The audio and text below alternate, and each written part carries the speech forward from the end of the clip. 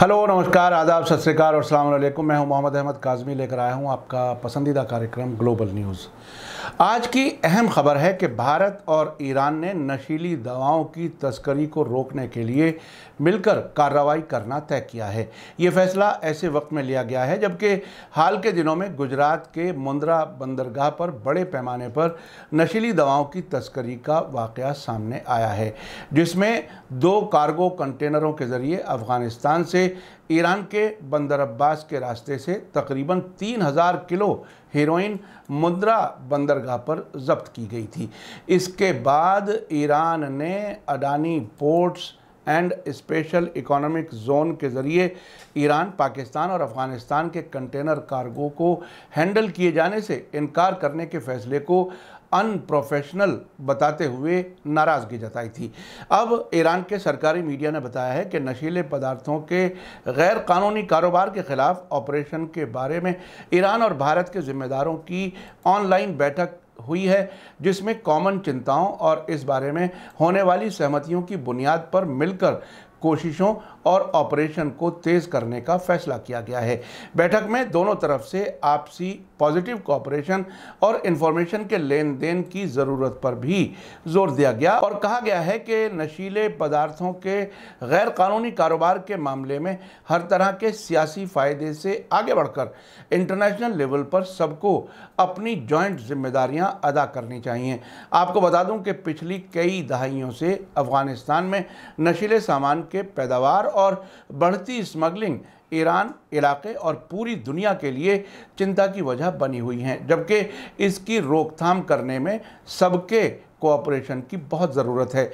पारस today की report में कहा गया है कि ईरान नशीले सामान की स्मगलिंग की रोकथाम के बारे में सख्त नज़रिया और उसूली पॉलिसी पर काम कर रहा है। यूनाइटेड नेशंस की रिपोर्ट के मुताबिक ईरान ने अकेले ही दुनिया भर में स्मगल होने वाली अफीम का 90%, मार्फिन का 70% और हेरोइन के 20% गैर कानूनी कारोबार का पता लगाकर उसे जब्त किया है।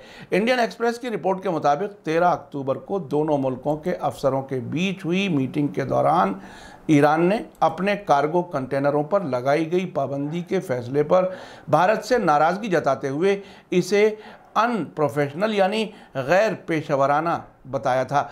ईरानी पुलिस और नारकोटिक ड्रग कंट्रोल अफसरों ने अपने भारतीय काउंटर पार्ट से ये कहा था। आपको बता दूं कि राष्ट्रीय जांच एजेंसी यानी नेशनल इन्वेस्टिगेशन एजेंसी NIA और राजस्व खुफिया निदेशालय यानी एनफोर्समेंट डायरेक्टरेट के ज़रिए मुंद्रा बंदरगाह पर 2988.21 किलोग्राम हेरोइन की जब्ती के बारे में जांच की जा रही है।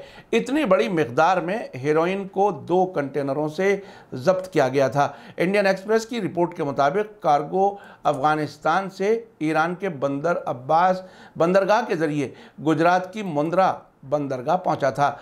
ये बात अलग है कि ये ऐसे बंदरगाह पर जब्त हुआ है जिसके मालिक अडानी के सरकार से नज़दीकी ताल्लुकात मशहूर हैं।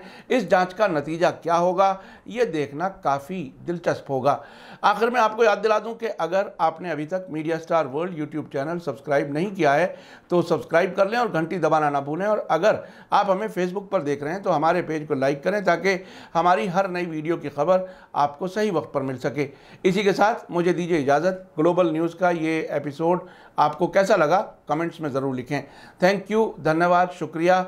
जय भारत, जय हिंद। मीडिया स्टार वर्ल्ड के और वीडियो देखने के लिए हमारे चैनल को सब्सक्राइब करें और सीधे नोटिफिकेशन पाने के लिए बेल आइकन दबाएं।